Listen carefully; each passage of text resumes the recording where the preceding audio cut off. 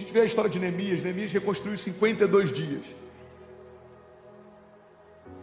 O que não conseguiram reconstruir em décadas. Uma das chaves mais poderosas da história de Neemias é a forma como ele era indiferente à opinião dos outros. Irmão, olha para mim.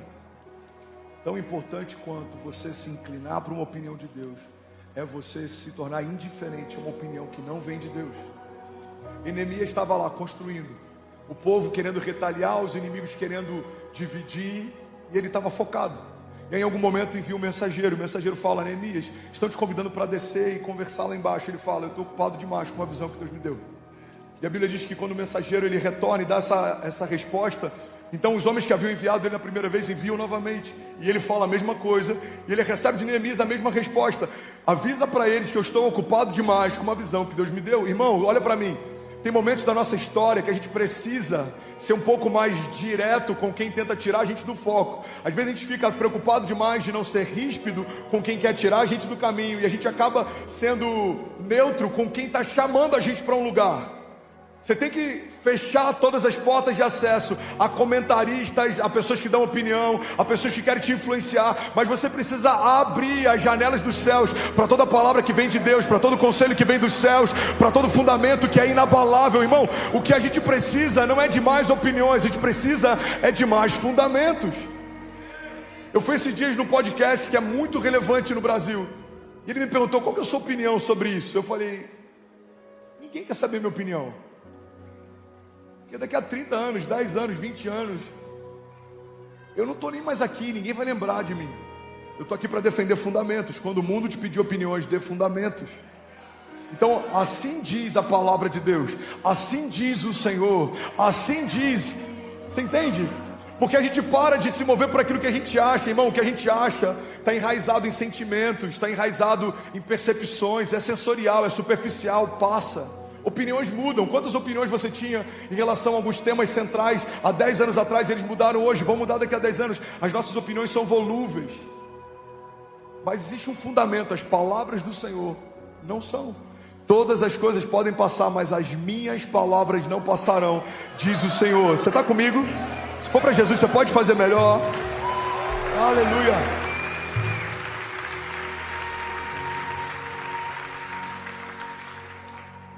Cuidado com os comentaristas, mas tenha muito cuidado também com os pessimistas. Os pessimistas muitas vezes são travestidos de pessoas sensatas ou zelosas.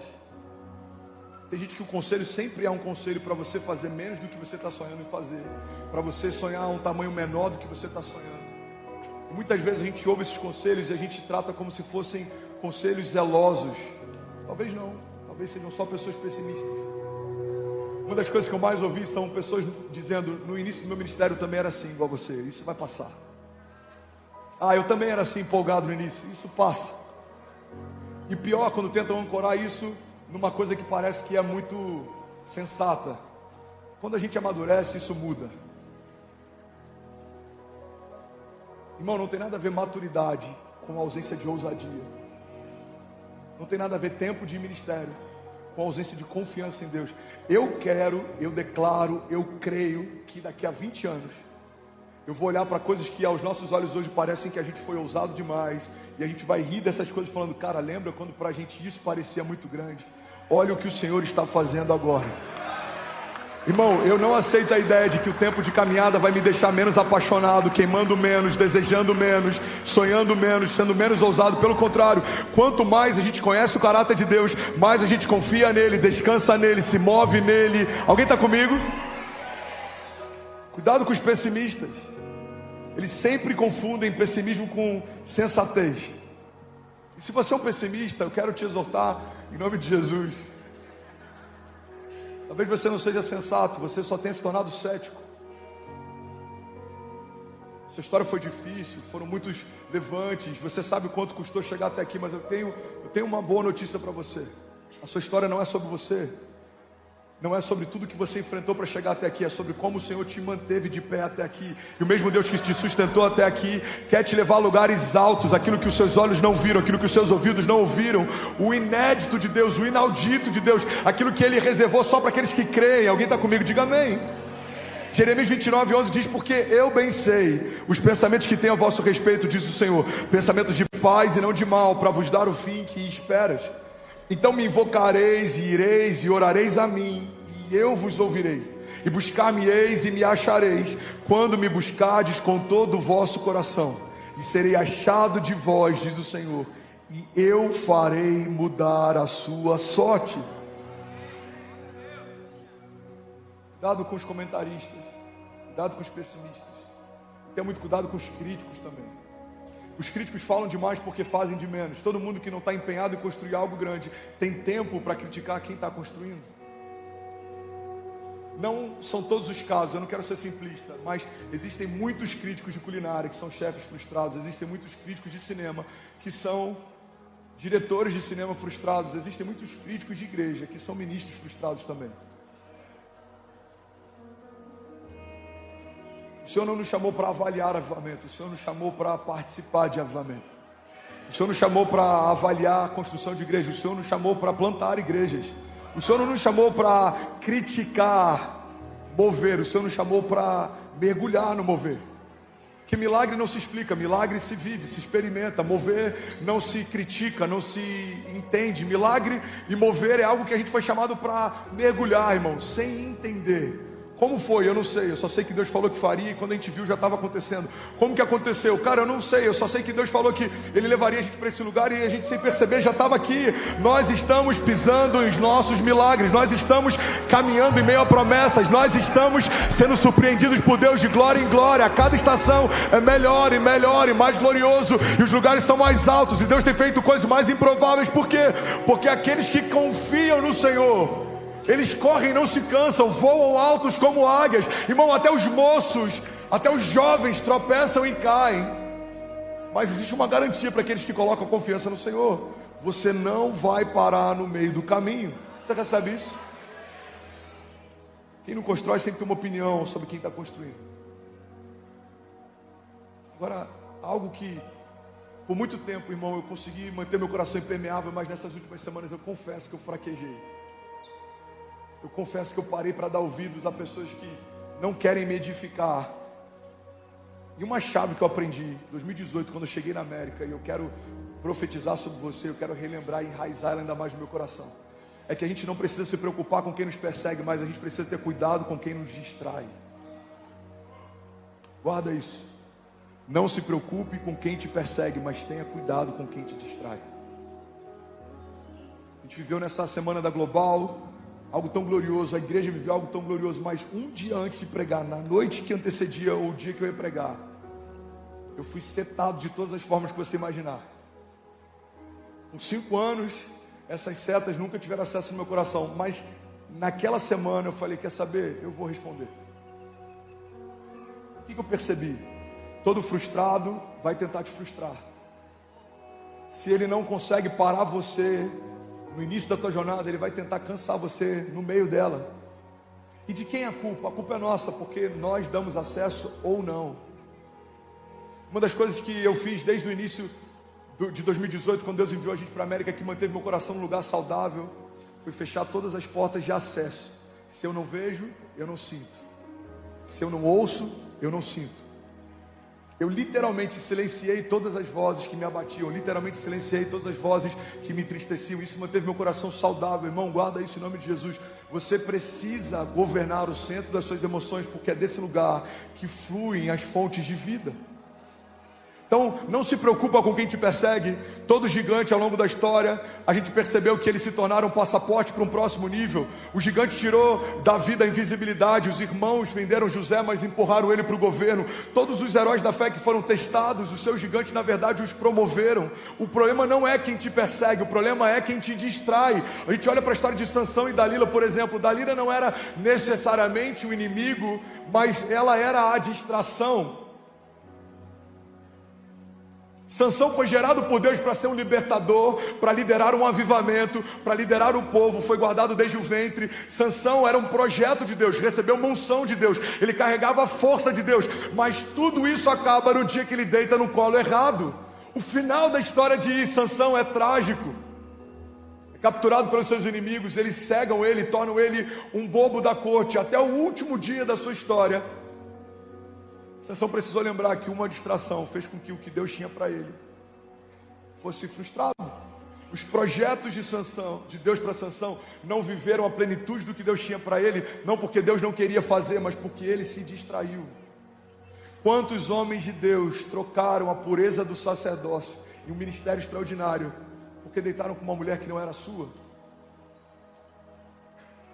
Quantos homens de Deus estão me ouvindo agora, ou online, em outra nação, que tem trocado a pureza da família que Deus te deu para edificar por causa de uma noite de prazer? Começa com uma conversa, começa com um limite que você ultrapassa. E assim em todas as áreas da nossa vida. É assim quando a gente negligencia o dízimo, é assim quando a gente fecha o nosso coração para a generosidade, é assim quando a gente, sem perceber, vai negociando princípios, a gente vai negociando valores. Irmão, guarda isso em nome de Jesus. Não se preocupa com quem te persegue, deles o Senhor cuida, com eles o Senhor fala. Agora tenha cuidado com quem te distrai. As distrações têm roubado mais ministérios do que todos os levantes que a gente já viu ao longo da história. Distrações têm roubado a pureza do que todos os problemas que têm se levantado ao longo da história. O problema nunca foi o deserto, o gigante, a tempestade. O problema sempre foi a distração. A Bíblia diz, e eu quero voltar nesse ponto, era primavera, período em que os reis iam para a guerra. Davi decidiu ficar no palácio. Era tempo de guerrear, não era tempo de descansar, era tempo de militar, não era tempo de conforto. Mas a Bíblia diz que quando ele estava no lugar que não deveria estar, ele viu que não deveria ver, e o resto da história você já sabe. Olha que interessante, a Bíblia diz que numa tempestade os discípulos estavam desesperados, eles tentam acordar Jesus, questionando: mestre, você não se preocupa que a gente morra? Jesus dorme e eles militam.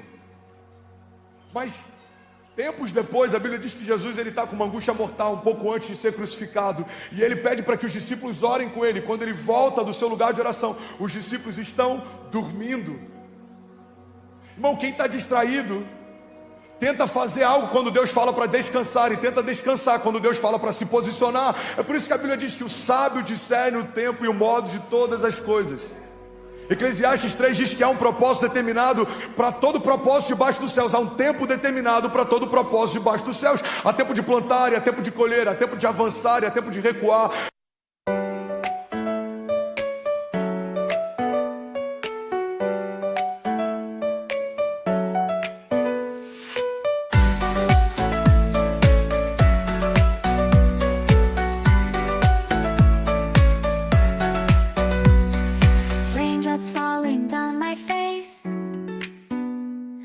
Tiny tears in a happy chase,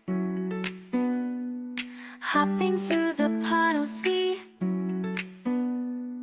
colors dancing wild and free. Skies are gray but I don't mind, cool raindrops on my skin I find, kicking off my Saturday, watch the clouds just drift away. Rainbow in the rain, what a sight, colors shining oh so bright, dancing in the streets so bright, everything will be alright.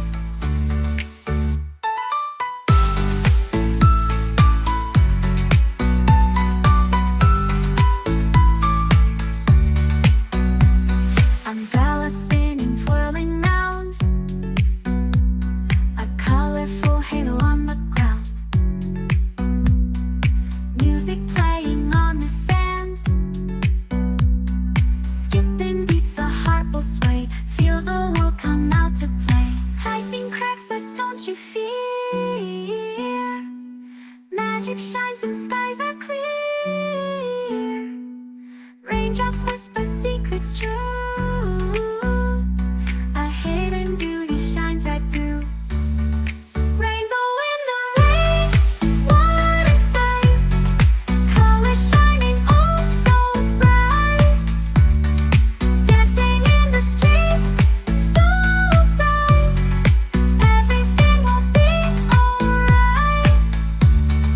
Raindrops falling soft, peeks through, rainbow magic me and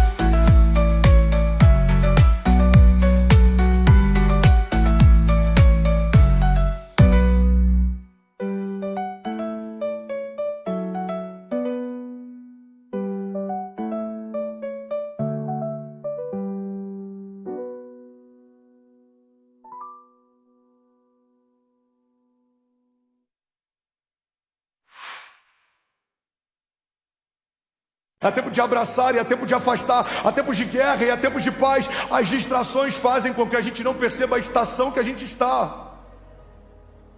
Se é tempo de descansar, descanse. Se é tempo de guerrear, guerreie. Se é tempo de clamar, clame.